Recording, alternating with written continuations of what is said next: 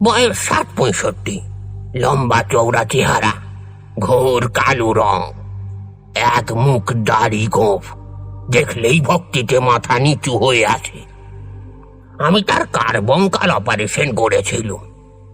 একটু চাঙ্গা হবার পর এক গোছা নোট আমার হাতে দেওয়ার চেষ্টা করলেন।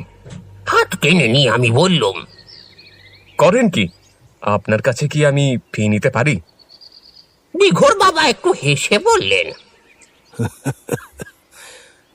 বাছা, তুমি না নিলেও ও টাকা যে তোমারই হয়ে গেছে।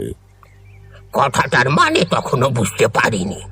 তাকে নমস্কার করে বিদায় নিলুম। বাড়ি ফিরে এসে পকেটে হাত দিয়ে দেখি একটা ভূর্জপত্রের মোড়কে 10টা গিনি রয়েছে।